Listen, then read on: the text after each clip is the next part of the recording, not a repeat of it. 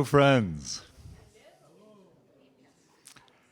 I'm Leif Winar, the Faculty Director of the McCoy Family Center for Ethics and Society, and it's my distinct honor to welcome you to the 21st Anniversary Arrow Lecture on Ethics and Leadership.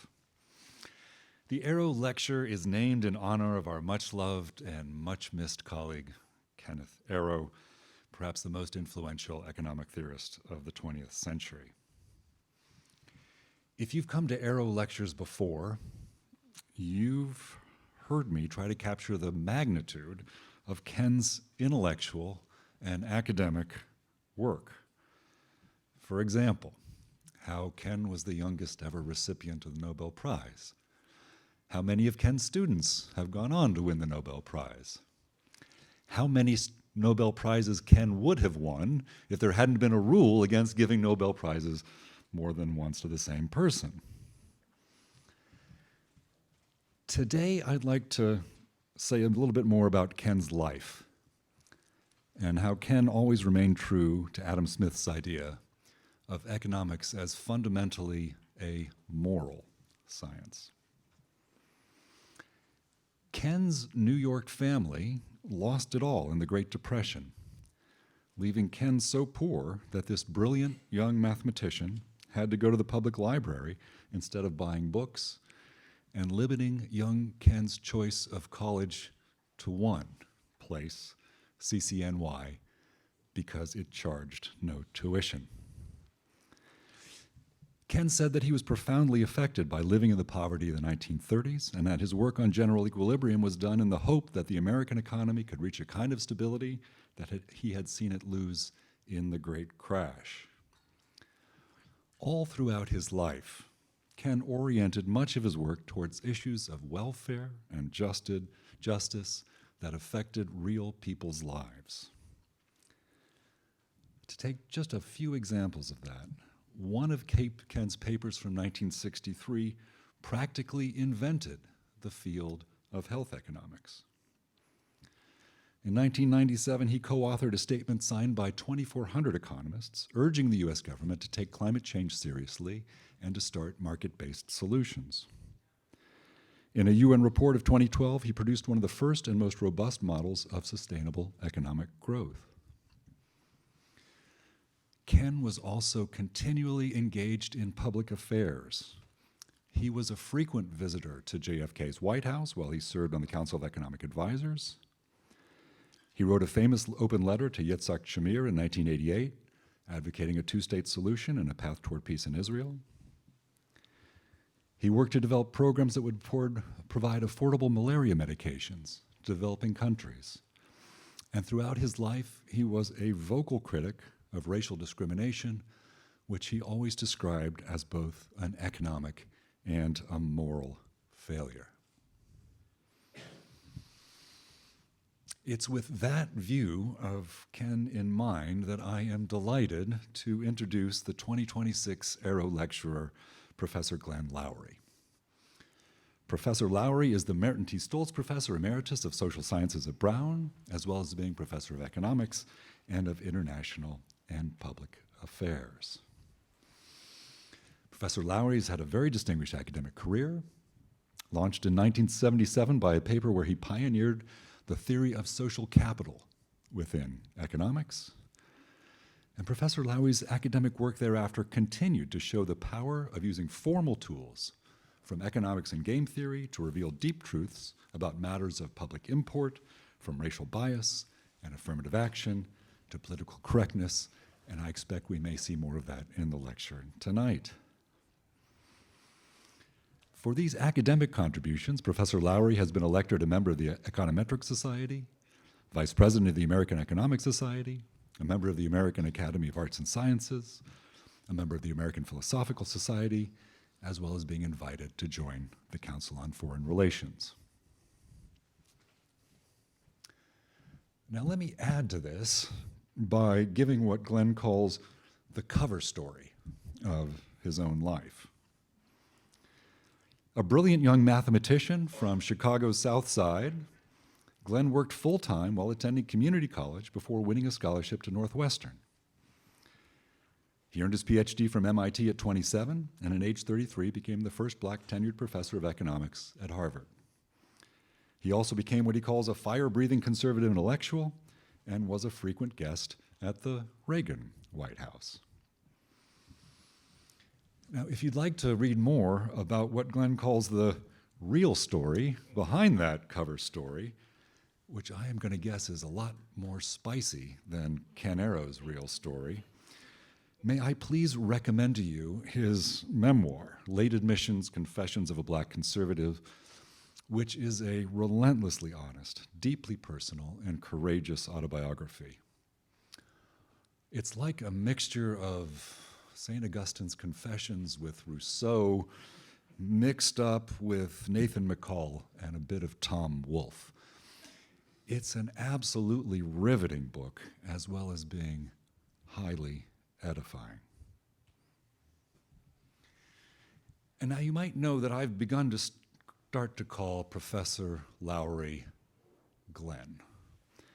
And even though I've only had the privilege to meet the man just today, I feel comfortable calling him that because perhaps like you and millions of others of Americans, I feel like I know him already. Glenn Loury has been one of the strongest voices in American public life for decades now, and these days through his most excellent podcast, The Glenn Show. It's hard for me to believe that anyone here has not heard The Glenn Show, but if somehow you haven't, you really must. Even in the past month, Glenn has been in conversation with John Mearsheimer and Robert Wright. He has debated his frequent collaborator John McWhorter on ICE in Minneapolis and Mark Carney's speech in Davos, and he's explained his own views in detail about why Elon Musk is very wrong about nearly everything concerning race in America. Glenn is not only one of those intellectuals who has an opinion about everything. This, we know, is fairly easy. Look, for example, at our own faculty senate. Glenn is a genuine public intellectual whose opinions on everything are always worth sitting with, turning over, and interrogating. If you meditate on Glenn Loury's view for long enough, you may find, as many of us have, that he has very often allowed you to expand your understanding, to see further into the life of America and the world, and very often he has allowed you to change your mind. In that spirit, please join me in welcoming our 2026 Arrow Lecturer, Professor Glenn Loury.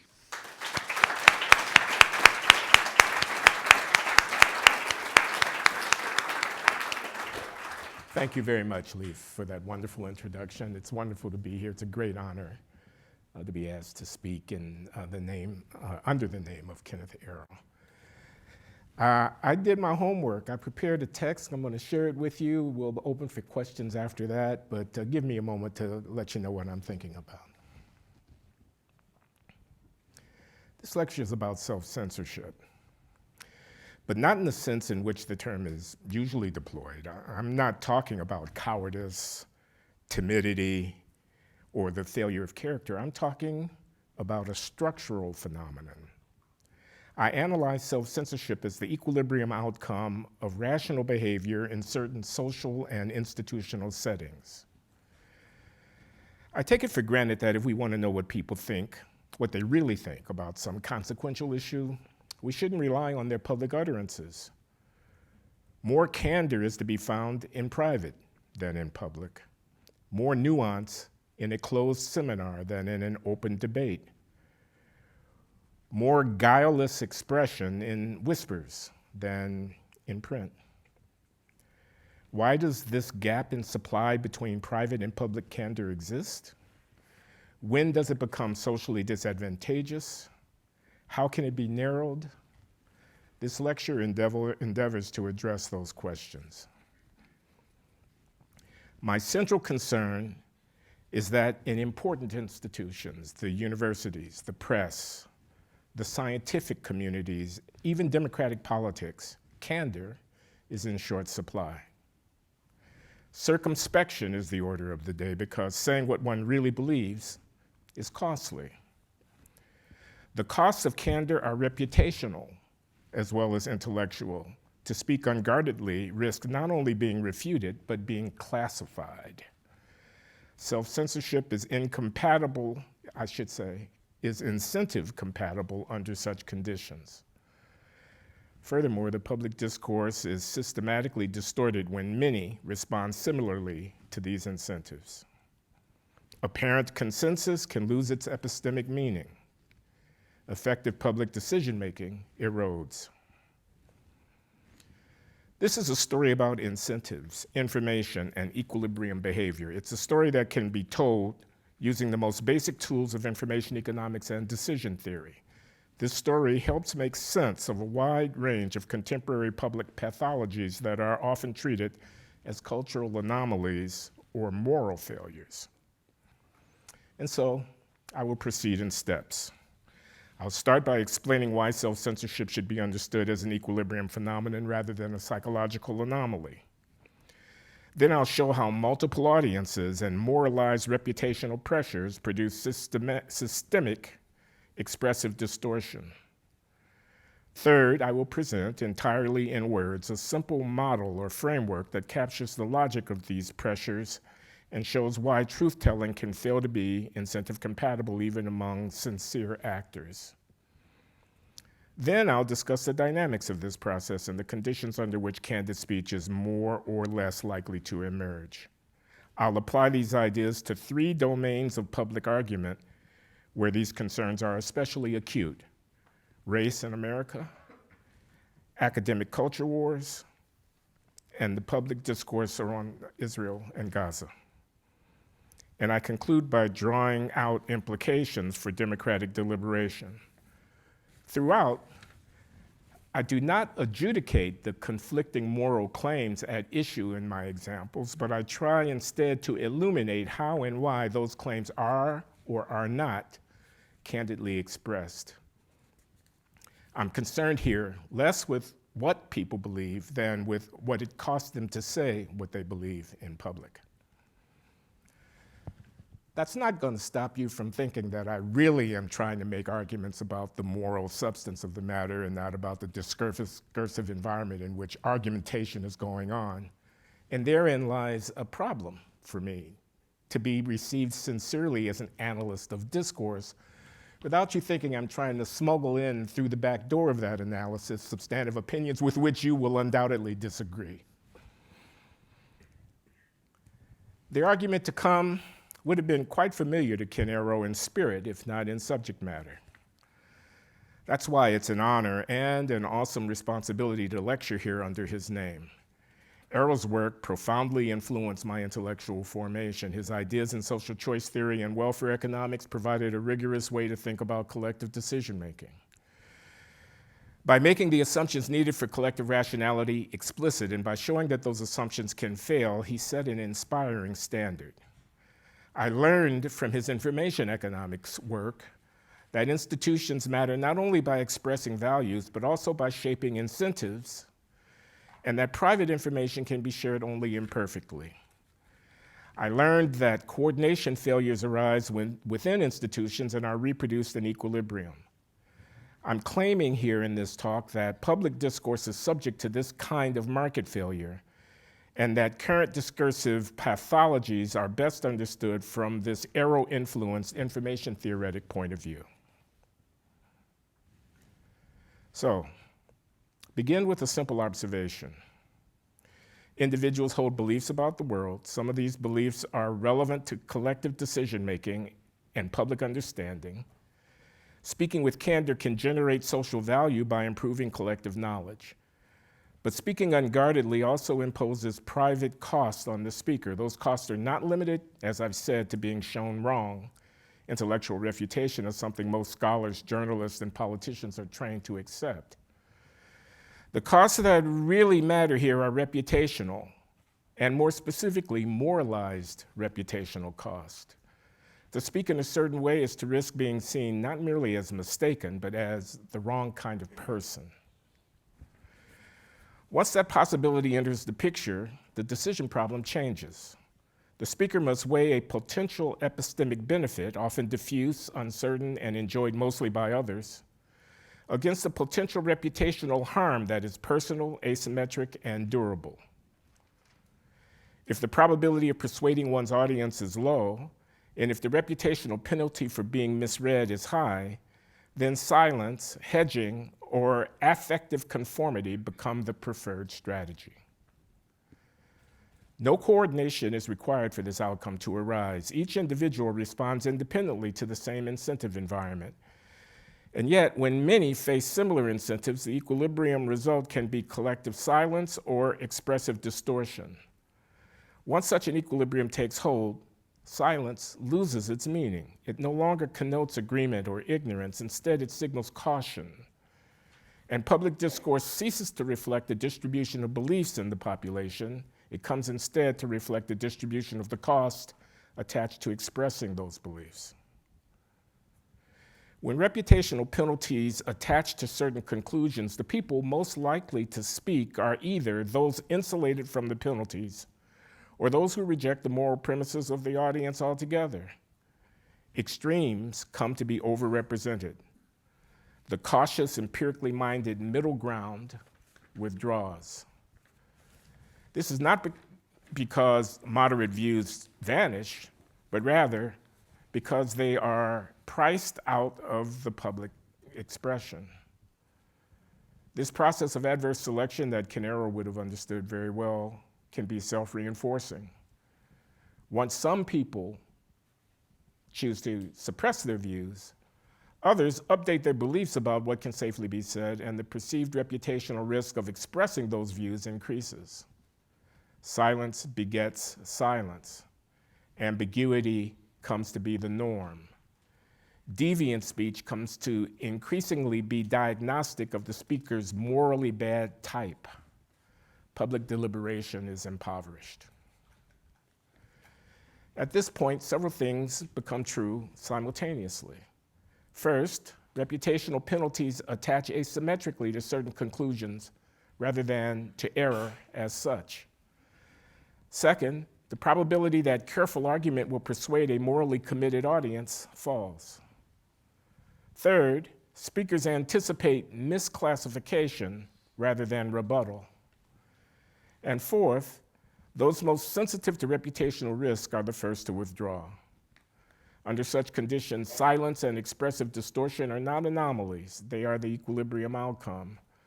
The resulting discourse is not simply biased, it's informationally thinned out by selection. The equilibrium logic I have just described becomes far more powerful once we take seriously a second feature of public life, namely the multiplicity of audiences. Very little speech today is directed at a single well-informed audience. A scholar writing an article or giving an interview speaks simultaneously to colleagues, administrators, students, journalists, donors, online critics, and future employers. Each audience hears the same words through a different lens and attaches different meanings and has different reactions to what is said. This matters because reputational costs are audience-specific, but they are all borne by the same individual speaker. A statement intended as analytic can be heard as a moral declaration. A caveat may be ignored, while a single phrase can be extracted and circulated far from its original context. The speaker cannot control all of these downstream interpretations. She can only anticipate the risk that some audience will hear her words in the most hostile possible way.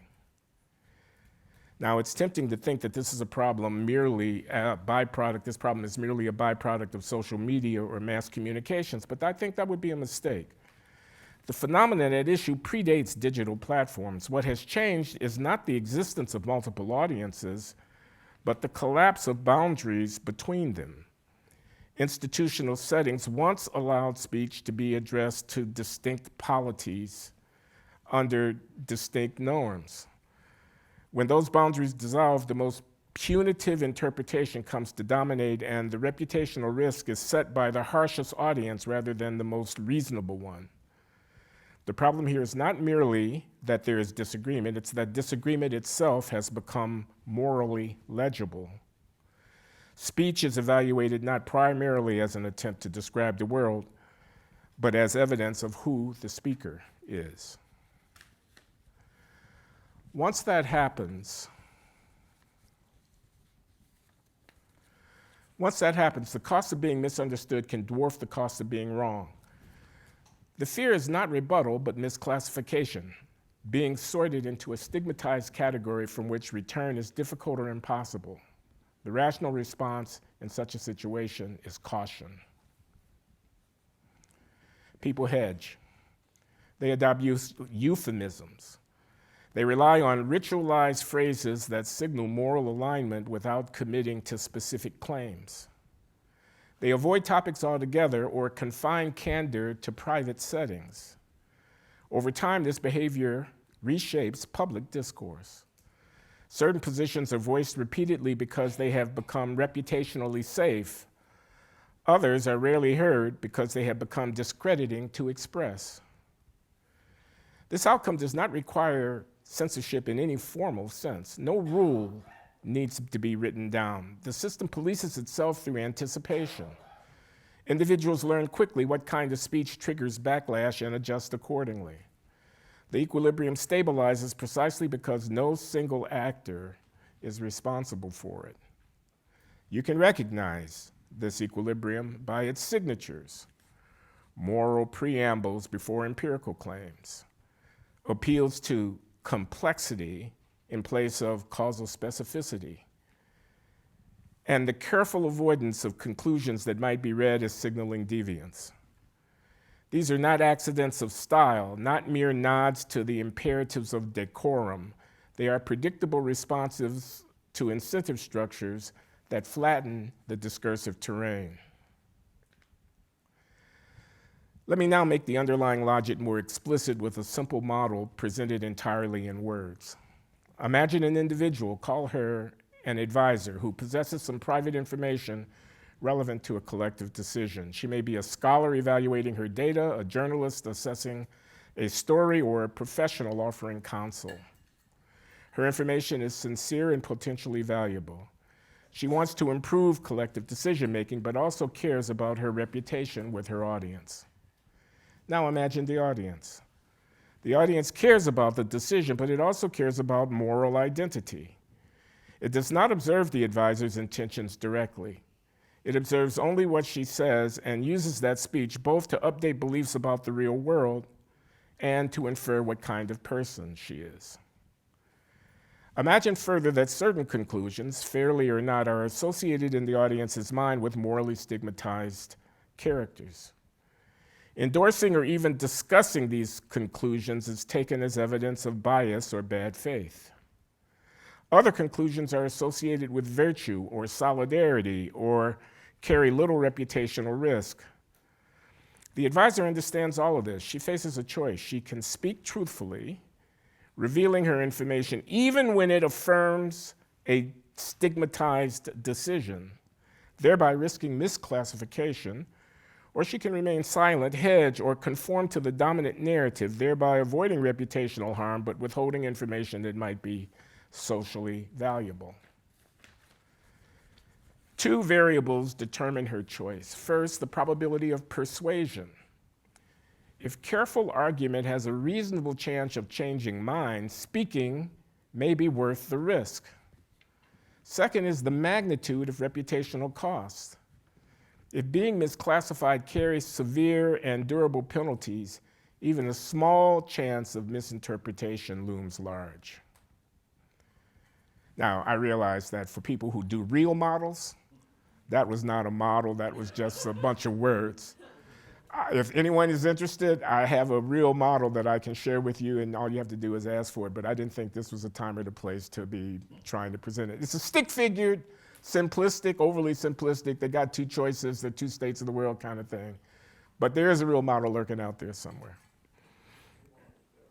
Now, when polarization is high and persuasion unlikely, the expected benefit of speaking collapses. When reputational penalties are moralized, durable, and asymmetric, their expected cost rises. Under those conditions, candor may not be incentive compatible.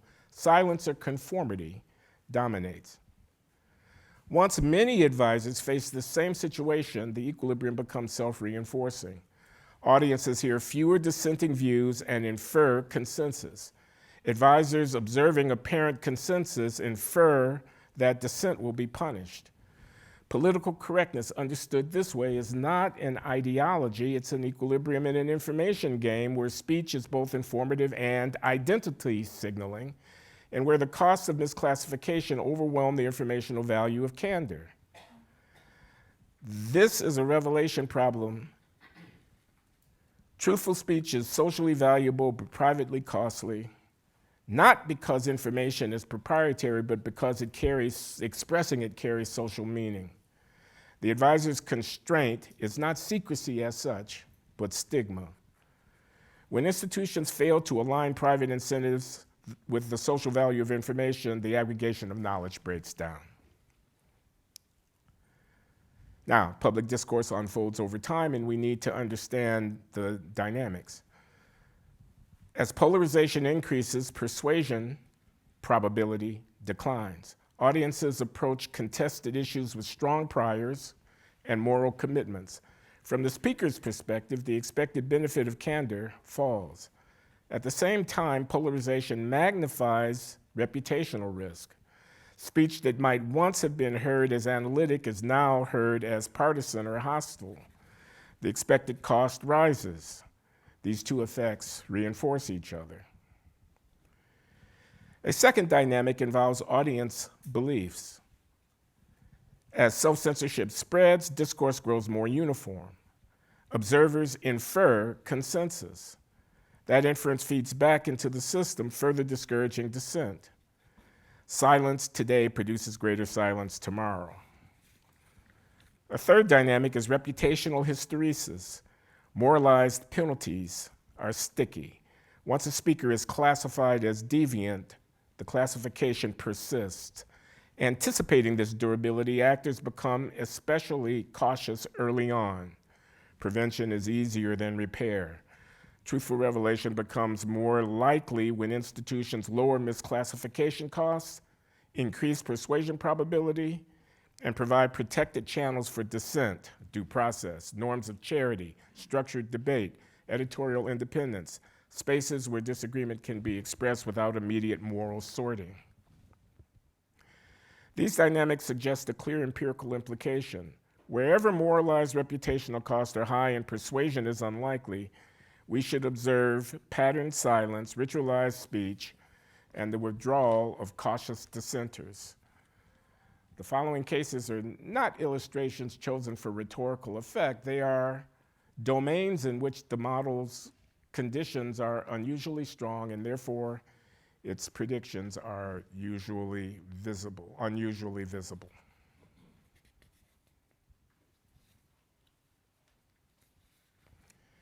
Race in America. Let me begin with the American discourse on race because it's here that the dynamics I have been describing are most familiar to me and most fraught. A key question in this discourse is why racial inequality persists.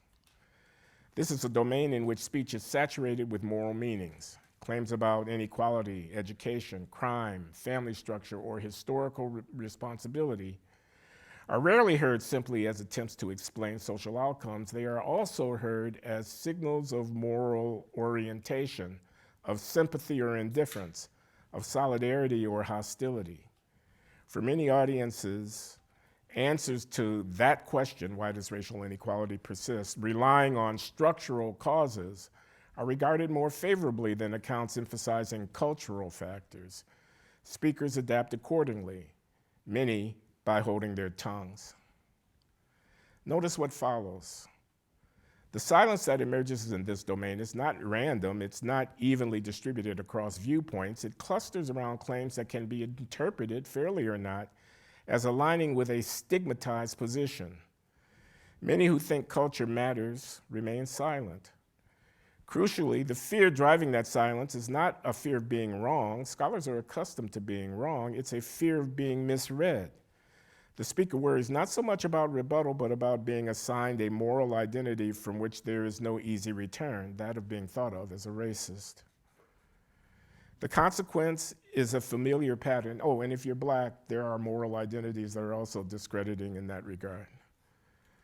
The consequence is a familiar pattern. Public discourse becomes saturated with expressions of concern, solidarity, and moral commitment, even while causal analysis grows thinner and more repetitive.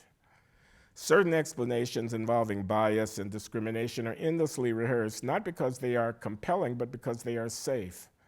Other explanations involving behavioral responses, social norms, and peer effects quietly disappear from public view, though remaining widely discussed in private. The range of acceptable argument narrows through, even though disagreement quietly persists. To be clear, the problem here is not that of having moral concerns about racial inequality per se. Moral concern is unavoidable and often justified. The problem is sequencing. When moral judgment precedes and then constrains causal inquiry, reputational risks come to outweigh epistemic incentives. Learning stalls. Culture comes to be underappreciated in the discourse about racial inequality. The model predicts this biased outcome regardless of the substantive merits of the case. For when audiences take it as morally virtuous to put structural before cultural factors when accounting for persisting racial disparities, speakers, when discussing this issue in public, will react to the social incentives thereby created. Here's the truth. We cannot understand racial inequality if we refuse to consider all possible causal mechanisms. Culture, incentives, history, norms, policy, family, markets, behavior, bias, they all warrant consideration. None should be considered off limits. Genuine moral argument must begin with the world as it is, not with the world we wish existed or the one our expressive norms permit us to acknowledge. The self-censorship I'm decrying here inclines us toward a morality of symbolism, a performance that avoids uncomfortable facts, social conformity masquerading as moral clarity. The appearance of righteousness crowds out the harder work of genuine ethical reflection. If we are guided by what we think is safe to say and not by what we think is true, we end up with an ethical discourse that is sentimental, not serious. In this case, the reputational cost of misclassification as a racist is high, and the probability of persuasion on the points in contention relatively low. To shift the balance, one could try to create formal spaces insulated from moral judgment and devoted solely to causal inquiry. Imagine standing analytic units within universities, policy agencies, or serious news organizations charged with answering empirical questions about racial disparity and prohibited from making policy recommendations. Its findings would be issued under institutional, not individual authorship. This kind of design might be able to lower the cost of candor and make fully truthful revelation on these sensitive issues more feasible to attain. Or not. Academic life. This reputational incentive calculus operates with force inside of academic institutions, even as universities understand ourselves to be sites of open inquiry and disciplined disagreements. But they are also reputational ecosystems where careers depend on peer evaluation, hiring decisions, promotion, funding, and institutional support. As such, the cost of being morally misclassified can be substantial. The foremost moral fault line in this environment is that which separates social justice reform criticism from traditional political conservatism. The latter is morally disfavored in many academic audiences. Faculty members and graduate students learn the contours of this landscape quickly. They observe which questions provoke discomfort, which lines of inquiry attract controversy, which colleagues become isolated, and which arguments quietly fade away. No formal censorship is required. People internalize the reputational map and adjust their behavior accordingly. When deliberating about hiring, promotion, or public statements, certain concerns are voiced openly, others remain unspoken. People sense when raising a doubt will be read not as intellectual rigor, but as ideological deviation. Over time, this shapes who speaks, who advances, and which kinds of arguments circulate. The result is uniformity, not of belief, but of expression. Disagreement moves underground. Public consensus hardens, not because it has been tested and survived, but because it has not been tested at all. The problem worsens when conclusions become reputationally legible in ways that overwhelm epistemic method. The obvious institutional corrective is to reverse that weighting.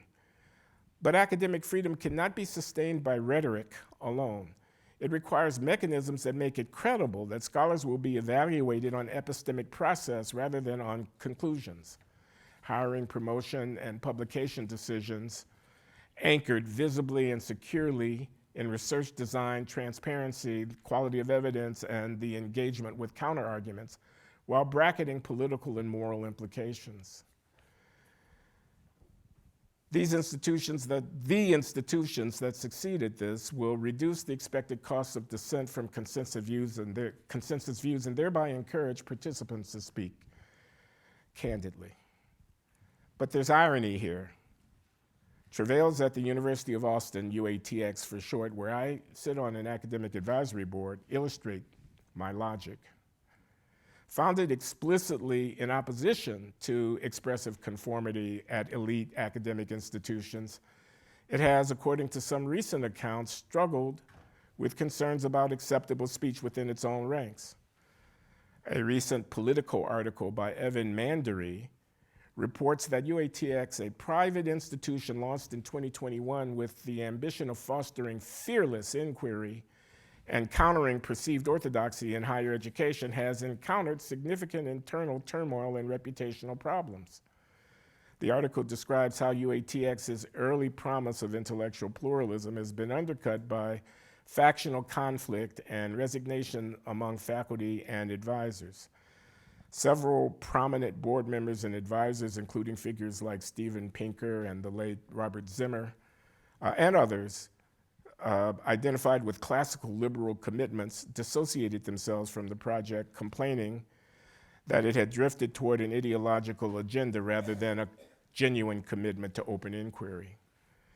Some critics quoted in the reporting describe a governance atmosphere in which positions were enforced in ways that made dissent difficult and where mandatory events or programmatic choices tilted sharply in one political direction, and it wasn't left. These controversies, leadership disputes, and departures of key figures have led to questions about UATX's viability and its ability to sustain itself and fulfill its founding mission. I certainly hope those concerns are unfounded. Now, all of this may be ironic, but it's not paradoxical. Defining an institution in opposition to an orthodoxy does not eliminate reputational incentives, it merely reshapes them. A new audience forms with new expectations and new expressive risks. Unless the underlying incentive structure is altered, self-censorship can reemerge under the banners of heterodoxy and purported free inquiry. The lesson here is sobering. Self-censorship is not an ideological pathology to be found mainly on the left. It's a structural phenomenon. Any institution that allows moral identity to attach too tightly to heterodox conclusions will generate expressive distortions regardless of its stated commitments. After all, sometimes the orthodox view will turn out to be the correct one, not because it's orthodox, but because it's correct. Whenever conclusions become reputationally legible in ways that overwhelm method, conformity rules and candor will be in short supply. No rhetorical commitment to free inquiry can overcome that logic. Only institutional arrangements that reward knowledge-producing processes over the inferred morality of ideological position can.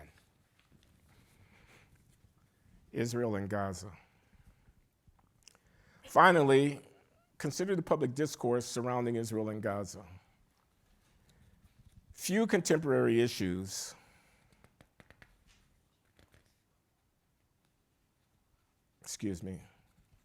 Few contemporary issues combine moral intensity, historical trauma, identity politics, and geopolitical complexity to the same degree.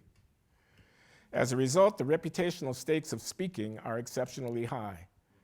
A scholar who wishes to discuss strategic dilemmas faced by Israeli leaders may worry that such discussion will be heard as endorsement. A scholar who wishes to emphasize Palestinian suffering may fear being associated with extremism.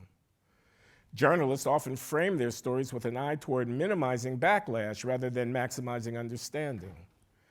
Some students avoid protests and remain silent, not because they are persuaded, but because silence feels safer than speaking out. And others ostentatiously display their solidarity with those they say are oppressed by mouthing slogans, the implications of which they hardly understand. The debate over whether Israeli actions in Gaza after October 7, 2023 constitute a genocide, quote unquote, is an almost textbook example of the dynamics I am describing. And it is especially useful because it shows the mechanism at work on both sides simultaneously, rather than mapping neatly onto one side, one single ideological camp. Let me explain this carefully. This debate illustrates the mechanisms I have in mind, not because the term genocide is uniquely contentious, although it is, but because of how its use restructures incentives for speech. The word genocide is not merely descriptive, it's juridical, moral, and identity-laden all at once. To apply it is not simply to make a factual claim about civilian casualties or military conduct. It is to place Israeli actions into a moral category associated with absolute evil and to imply a corresponding moral status for those who defend those actions, justify, or contextualize them. Precisely because of that, the term functions less like a legal category and more like a classification device. Now, let's think about how this affects different speakers. A scholar of international law or military ethics might believe, in good faith, that the legal threshold for genocide is extremely high, that intent is decisive, and that while Israeli actions may be brutal, disproportionate, or unlawful, the genocide charge is not analytically warranted. Under ordinary academic conditions, that would be a position to argue for, to test against evidence, precedent, and counterargument. But the scholar understands that publicly questioning the genocide claim may be heard not as a legal judgment, but as a moral alignment.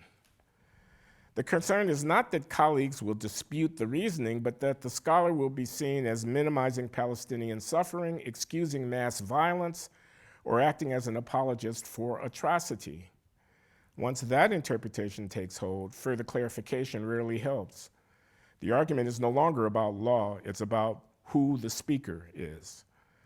The rational response for many such scholars is therefore silence, extreme hedging, or withdrawal into purely technical language that avoids the central moral question altogether. Now, let's reverse the perspective.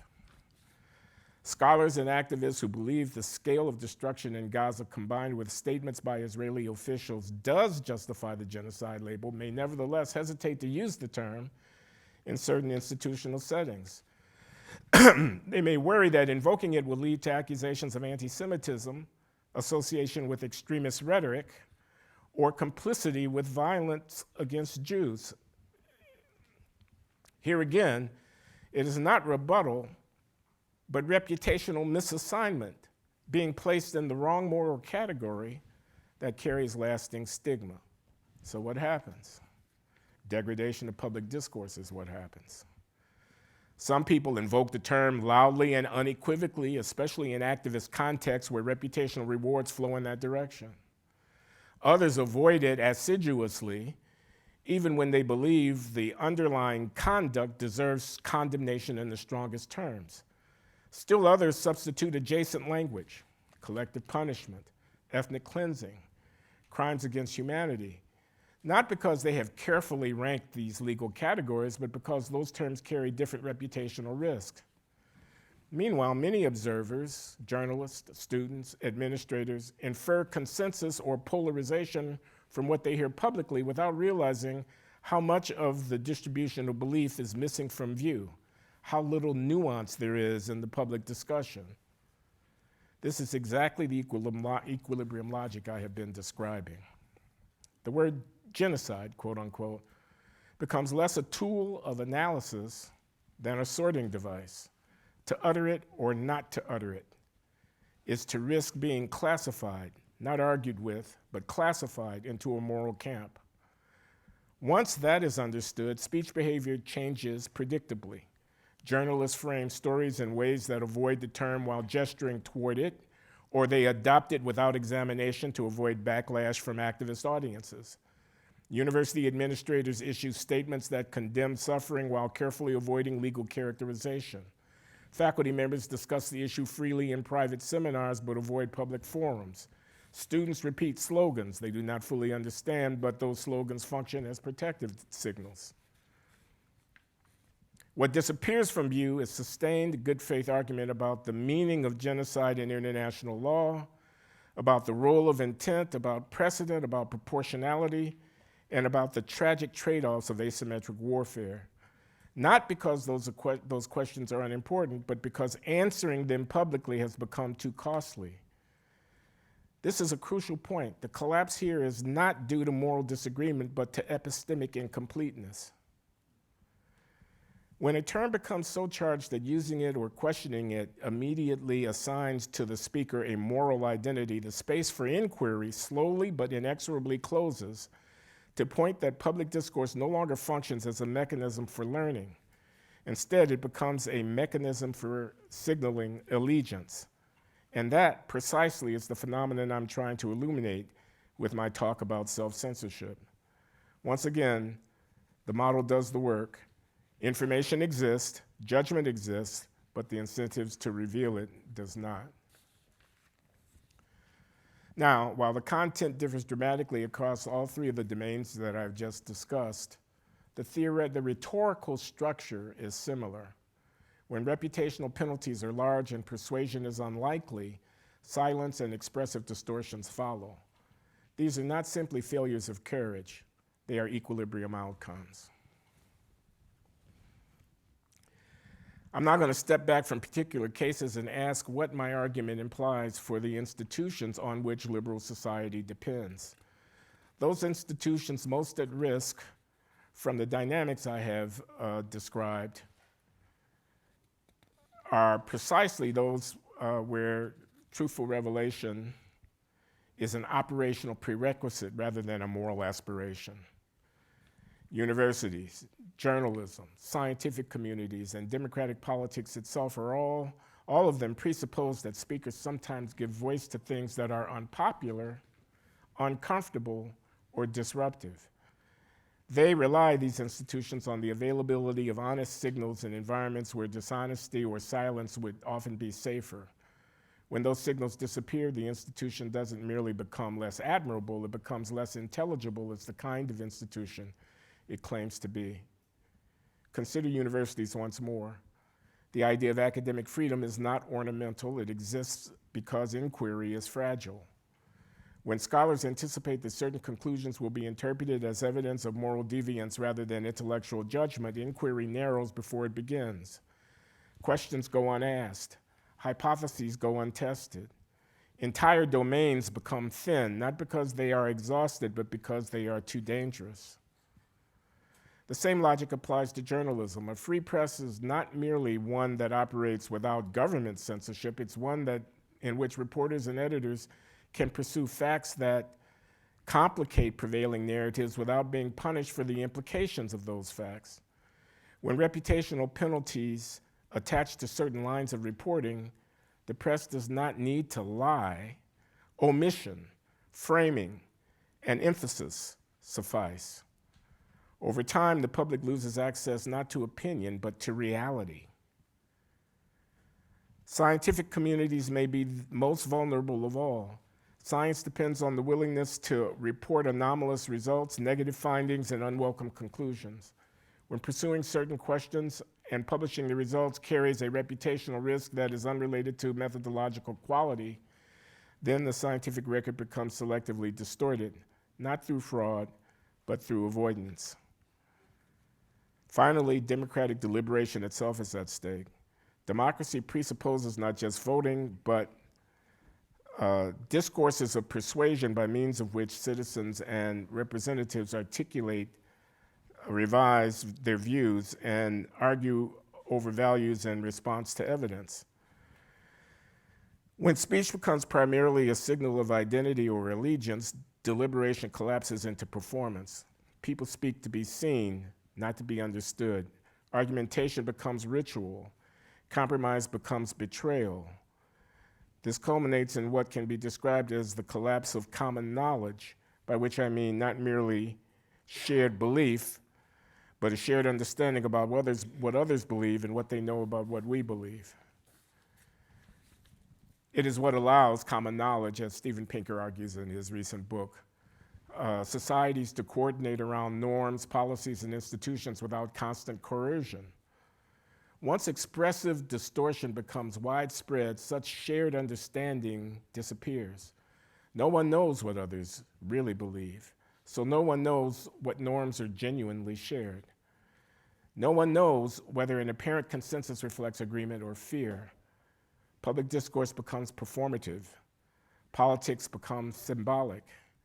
Debate becomes ritualized. And yet, and this is the most troubling part, from the perspective of each individual speaker, this outcome is entirely rational. Each person is responding sensibly to the incentives they face. This is a tragedy of the commons. This brings me back to the deeper lessons of political economy. Social outcomes do not depend solely on intentions or values, they depend on incentives.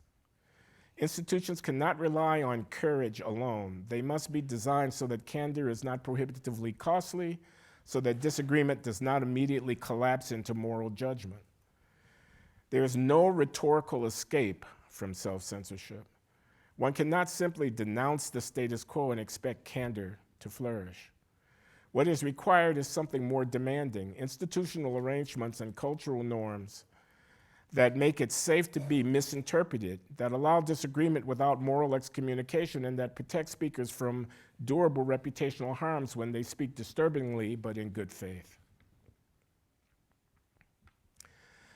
Let me close by returning briefly and deliberately to Kenneth Arrow. He taught us perhaps more than any economist of the 20th century that social outcomes depend not only on individual intentions, but on conditions under which information is generated, transmitted, and aggregated. He showed that when individuals are rational and well-intentioned, collective rationality can still fail because information is imperfect, because incentives are misaligned, and because organizations place limits on what can be known and whether that knowledge can be effectively shared. From this point of view, self-censorship is not a moral aberration. Arrow's work in information economics emphasized that if incentives are misaligned, markets will fail. I have argued that social incentives, reputational sanction, moralized norms, identity classification, can produce a similar kind of failure in domains far removed from economic markets. In this sense, self-censorship is a kind of informational diseconomy. Individuals bear the private cost of honesty, while the benefits of candid discourse are more widely shared. Discursive systems underproduce candor in many contemporary environments. As a result, the inputs into public deliberation are not honest beliefs at all. Expressions are strategically distorted by fear of misclassification. Public discourse may appear orderly, even though it is informationally hollow. This brings us to the deepest implication of the argument. Liberal institutions depend not only on freedom of speech in the formal sense, but on conditions under which speech can function epistemically. They depend on shared understandings about what each other believes, and on the possibility of disagreement without moral excommunication, and on the availability of honest signals, even when sending them is uncomfortable. Those conditions collapse if self-censorship becomes equilibrium behavior. Common knowledge erodes, apparent consensus loses meaning, politics slips into symbolic performance, debates become ritualized. We lose access to valuable information when contrarian speech carries an excessive reputational cost. Institutions should insulate speakers from condemnation as persons based on their views so that what they believe can be heard. Universities, the press, the public forums serve their epistemic functions well only when they make room for deviance without stigma, so disagreement can trigger argument rather than moral classification. Reform should not focus on enforcing a certain view, but rather on lowering the private cost of honest dissent. Only then can collective judgments be informed by the full range of relevant experience. A society in which true belief is too costly to express is not merely ill-informed, it's incapable of self-correction. Thank you.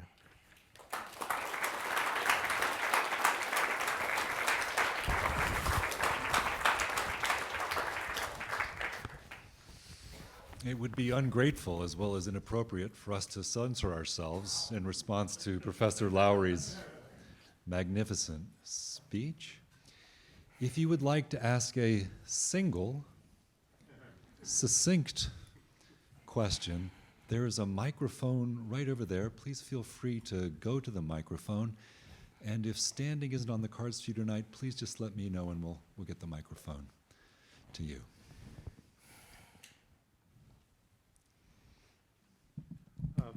Thank you for your incredible talk. It has a lot of analytical clarity, but it also seems to have painful experience in it.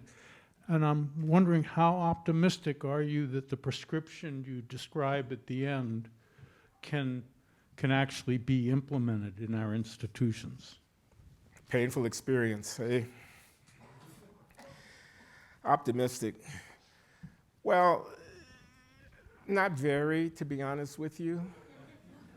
I think we're digging a hole for ourselves, and we're getting deeper and deeper into that hole. I think polarization is increasing. I think the ability to persuade the other side. Who won the 2020 election? Let's try that one. Who won the 2020 election? We haven't resolved that yet. The year is 2026. So is Trump a fascist? I mean, that's actually something that people are prepared to debate, and I don't know that that debate has got a lot of real content to it. It's a lot of posturing and a performative dimension to it. I appreciate the invitation to reflect on my personal experience because, as it was noted in Leif's magnificent introduction, I've been in the culture wars for a long time. I mean, since the 1980s, when I went to Harvard as a young economist and became a Reagan conservative type guy, and I'm black, you know, and that naturally attracted a certain amount of blowback. And I would try to make arguments about stuff that I thought, you know, I might not be right, but at least this is a point, and I would get my head handed to me for being on the wrong side of history and being a sellout and all of that kind of stuff as well. So I appreciate the opportunity to say that, but how optimistic am I? And why anyone should care about my assessment of our collective future on this regard, I don't know. But I'm pretty pessimistic, to be honest with you. Pretty frightened, to be honest with you. Thank you, Professor. It's good. Hakeem. It's good to see you. I am excited to continue the dialogue. I find the model persuasive, but The model. that's what you called it. I find the model. But send me an email and I'll send you my notes. No, I find the model persuasive, but it's interesting to think about its emphasis, right? It's a model that emphasizes the potential for moral identification to suppress speech, right? And you do a fine job, I think, in the lecture of talking about the way that that moral identity and the concerns that attach to it might suppress or lessen sincere speech on either side. I suppose the question is why this focus? Why the focus on moral identity and not on the material sorts of concerns that could suppress speech? So we could imagine the same model, and instead of a focus on moral identity and those concerns, we could imagine the way that the material interest of institutions suppress a different kind of speech. And so I suppose the pushback is that conservatives often focus on moral identity as a suppression maker, and not so much on the other kinds of concerns that limit speech. And so why should we be concerned with this and not the material interests? Okay, I take that as a substantive criticism, and I think it's a fair set of points that you're making. And I mean, let's cut to the chase. People are not, there's no real left in American politics, not because people are afraid of being morally judged to being on the left, but because big money has seen to it that the operation of institutions that control the landscape are selectively unwilling to entertain certain lines of critical argument.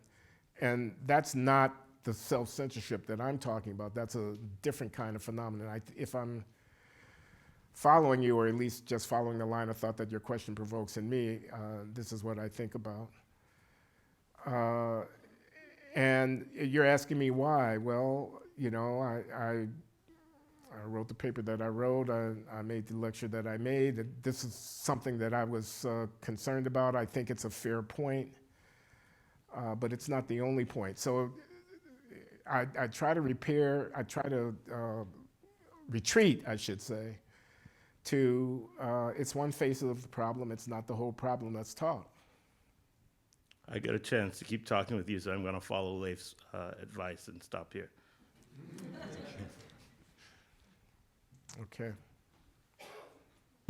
So as always, I learn a lot from listening to you, and I couldn't help feeling as I was listening to the lecture, the thing that kept running through my head is that line from Yeats's Second Coming about the best lack all conviction and the worst are full of passionate intensity. And so at the same time that we're seeing your model, we're also seeing another model of communication in the world in which people are saying things that traditionally we think they should censor themselves on because they're not sincere beliefs. They're designed to get clicks, or they're designed to provoke or the like. And I just wonder how you think about the fact that both of these things seem to be emerging at exactly the same time. Yeah, I think that's interesting. There's self-censorship where nuanced and thoughtful observations are not made because people fear they'll be interpreted.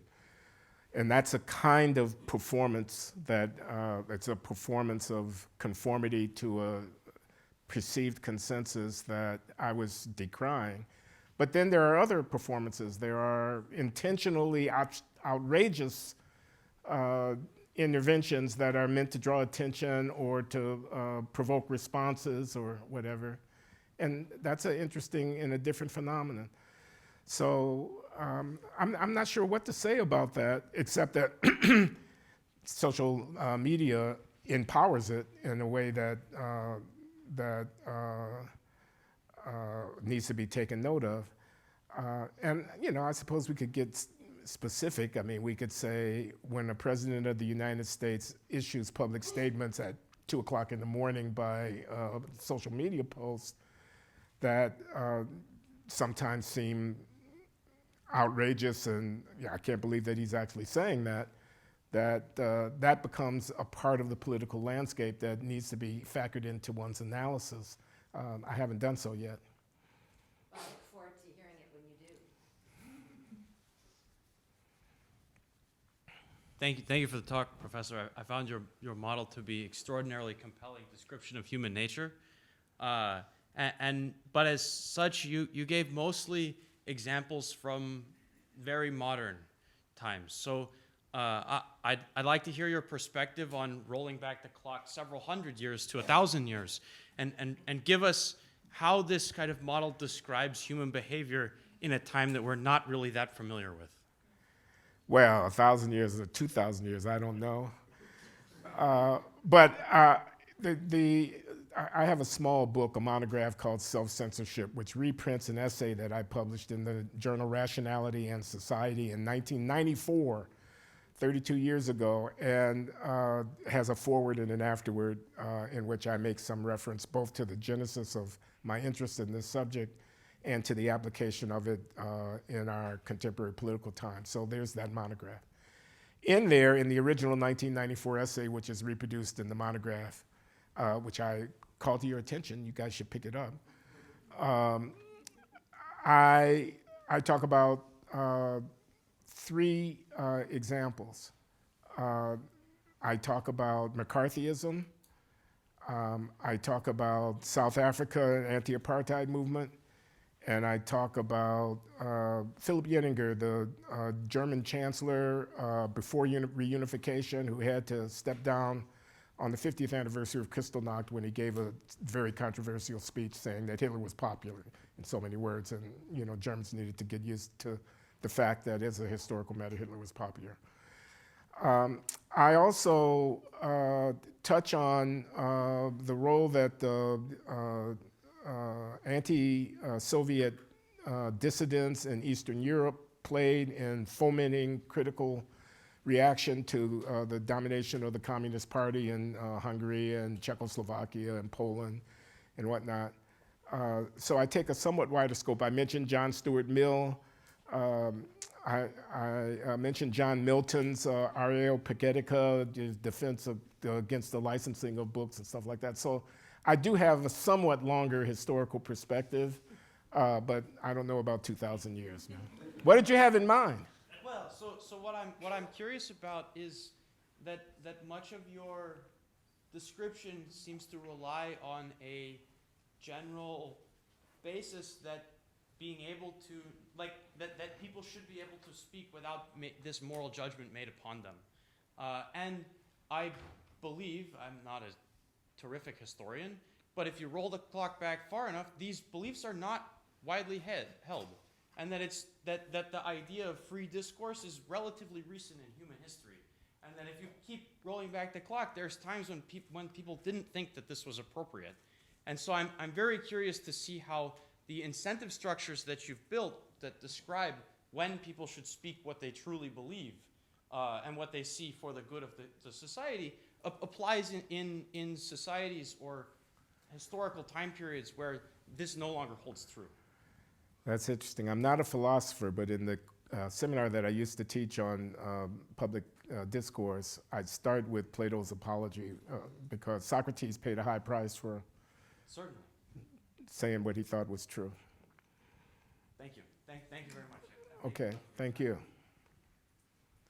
Hi, Professor. Thank you so much for your talk. I wanted to ask about that idea about sort of moral grandstanding that you talked about in regards to self-censorship and this idea that one of the costs of self-censorship is this disintegration of the truth, or at least a widely debated discourse truth, because you have fewer perspectives. You mentioned how some of the terms used in many of the three examples that you mentioned, whether it's, for instance, the word genocide, is used in the context of moral grandstanding. But I also know that, talking to folks on both sides of the issue, that label isn't just moral grandstanding. Some people see it as indicative of the types of actions that either government or an international organization should take. And I was wondering, in those cases, when there's a fundamental disagreement, not just about sort of the moral nature of a label, but rather the specific utilitarian use that a label should serve. And obviously, right, it's a more complicated question because you have people who are adopting that same label or rejecting it for very different reasons. And I was wondering, in such cases, what your response to that would be. I was afraid somebody was going to ask me a question like that. Because there are actually two levels going on here. There's a kind of substantive moral argument, dead babies in Gaza, and human shields, and all that kind of stuff, and what one makes of those arguments. Then there is this kind of meta discussion about who can make what statements, what are the consequences of making them, what is inferred about a person from the fact of making them, which are somewhat orthogonal to the actual resolution of the objectively disputed moral claims. And like I gestured at this a little bit when I said I'm going to give some examples, and you all are going to think that my examples are a reflection of my own views, and I want you to know it's not my view. I'm just saying I'm analyzing what it costs people to express different views, but you're not going to believe me when I say that. And you shouldn't.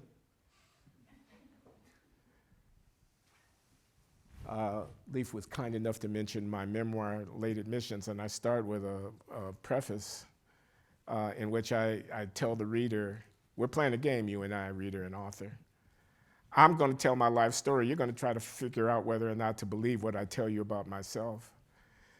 And I don't blame you, because I have every incentive to be self-aggrandizing. But I tell you what I'm going to do. I'm going to tell you the truth about myself. And some of it is so ugly that you're going to conclude this guy is probably telling me the truth about everything, because if he's willing to tell me that, he's probably, anyway, I digress. I digress from the issue.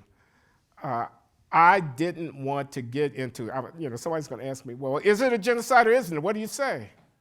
Well, that wasn't necessarily my question, but just that trickiness of, like you said, those two different types of moral categories of saying there's one group of people who are making these distinctions purely for a moral grandstanding reason, which I do agree with, but then also there's people who are saying, hey, we need to be able to diagnose the issue and in order to be able to come to a solution, to say we know what type of conflict this is, or at least the scope, the scale of the conflict. You talked about precedent, right? I think sometimes labeling is used as a way to establish relationships between a current situation and precedent.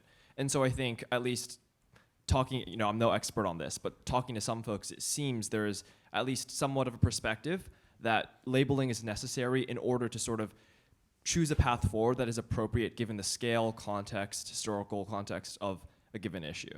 Yeah, I think that's right. And here's a codicil or an amendment to your comment, I think, as much as question, which is the reason that there's moral condemnation of people who talk like that is because they're morally wrong and they're on the wrong side of history. I know that to be a fact, and I don't apologize of it. And if the consequence of me condemning racism or anti-Semitism or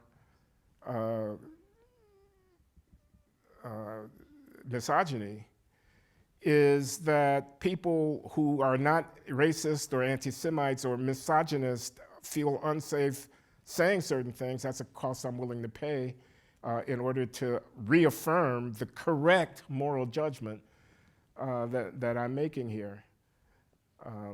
So, like I said, sometimes in the context of discussing UATX, sometimes Neil Ferguson, who's not in the room here but is a Stanford guy, is quoted as having said, he's chairman of the academic board of the UATX, quoted as having said, when I need to think about what UATX should do, I think about what Harvard would do, and then I do exactly the opposite. And that's exactly wrong. I mean, Harvard's not wrong about everything. Thank you.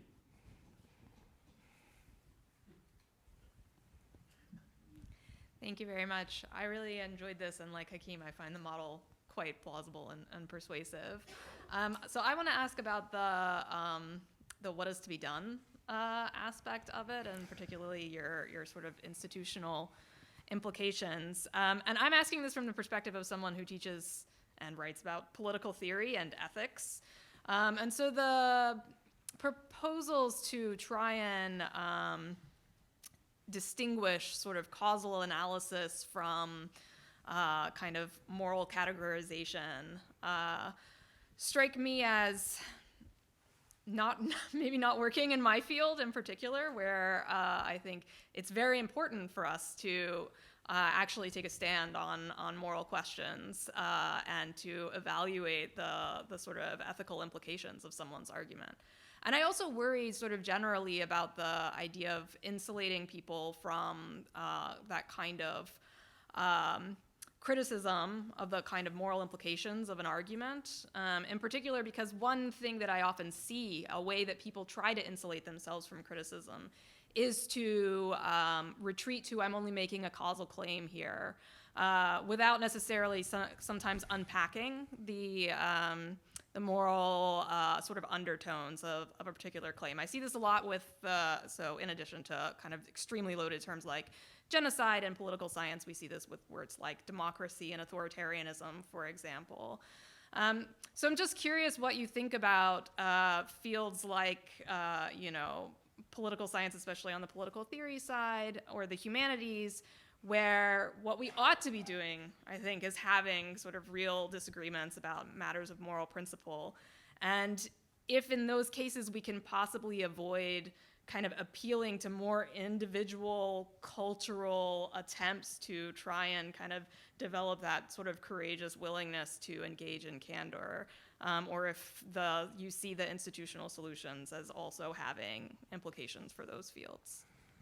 Okay, thank you. I wonder what you thought about my sequencing point, where I said it's not like morality is not important, it's like we should get the epistemic assessment separate from the moral assessment so that we don't preclude objective factual inquiry by predetermining that certain morally disquieting implications. I mean, let me stop talking in the abstract. Race and IQ. Okay.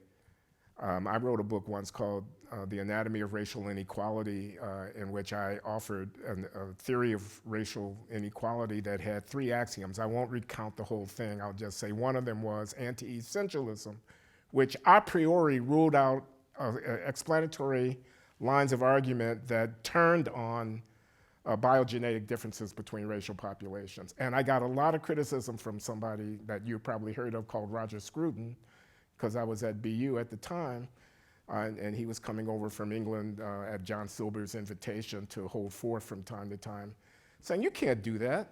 You can't a priori preclude a line of inquiry simply because you find its implications to be morally offensive. There are 2 different things going on here.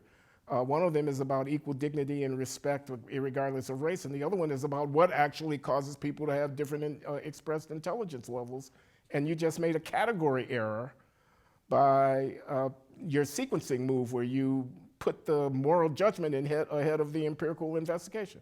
I think he was right. So you asked what I think about that. So my kind of initial thought is I don't sort of disagree that we want to be widely open to lines of inquiry and not to sort of preclude them from the start, including even in the category that you're talking about, race and IQ potentially. So that there's sort of 2 general kinds of concerns that I have. So one is how to think about the sort of other part of the sequence where, in my experience in humanities classes, where students ought to be and faculty ought to be sort of openly expressing kind of moral claims and opening ourselves up to the potential to be sort of criticized for our moral claims, that is where self-censorship is often seems to be extremely high, and where you see that kind of patterned speech and sort of appeal to shallow platitudes, or a kind of retreat into like, I'm only sharing my experience, I'm just speaking to myself, I'm only making an empirical claim here. So how we should think about those sorts of cases. But the other is thinking about how sort of terms that might seem to be neutral, like intelligence, for example, often have a kind of normative valence baked into them. And so the kind of attempt to separate the moral and the empirical can lead to a sort of failure to interrogate those kinds of or it can lead to a lack of clarity in the empirical investigation. Yes. I mean, we could argue until the cows come home about what is intelligence, quote unquote, but the deep question of what role that in this aspect of human behavior, the mechanism, the biogenetic mechanism plays in the context of cultural interaction doesn't go away because, you know, you think the IQ test is a crude measure of human intellectual capability. I mean, you could make the argument about the content of the empirical investigation a displaced argument about the ethical issues that are at play, and that's no help to empirical inquiry, I think. Okay, I'll have time to talk to you more later, so I'll cede the mic. Thank you. Last question from Paul Brest. So I love how you've taken the personal story in your monograph and put it in a structural context. Suppose the president and provost of a major research university, and it could be Stanford, Harvard, Brown, come to you and say, we agree with your structural analysis of the problem. What can we, given the realities of university governance, with the power that we have, what can we do to try to counteract the forces that you have described within our university? Oh, boy.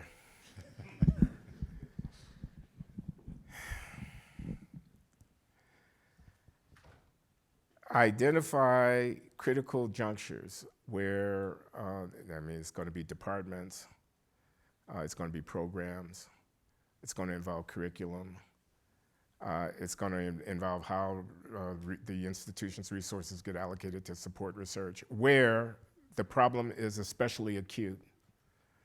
I guess there has to be an evaluation and an assessment. Acute in the sense that people are disgruntled, that the ideological bias in the output of these units is pretty clear, that if you go outside of the institution and you look at the broader national context, you see forcefully articulated heterodox to this incumbent operation, people writing books and papers, producing students and whatnot, that are not represented here. And then move in. Override, people have prerogatives, there are institutional constraints, but you're the president of the university, you're the provost of the university, you have a lot of discretion, and you have resources that you can allocate this way or that, and try to counteract these centers of informal constraint on the range of opinion that is being expressed. I know that was not really very helpful, I understand, because I don't know the answer to your question. I'm going to say this, I'll get into trouble for saying it, but I'm not going to censor myself. I thought that John Silber, I spent 14 years at Boston University from 1991 to 2005, and Silber was president and chancellor of the university for some time. It's a name that may not be familiar to many of you people here, but you can look him up. And the union hated him because he came in, the faculty union, because he came in roughshod. He created something called the University Professors Program, which was an in-run around the English department and the history department, because he wanted to bring in people like Roger Scruton and Saul Bellow and people like that, and they couldn't get appointments through the departments. It had a good run. Of course, it was outrageous from the point of view of faculty prerogative, because here was the president who was shooting from the hip and was very arrogant, and he was John Silber. But it had a pretty good run. In his book on liberty, John Stuart Mill spoke of the deep slumber of decided opinion. Professor Loury has warned us of the public darkness that comes from self-censorship. Let us please thank him for his stupendously great lecture. Thank you. Thanks, Roger.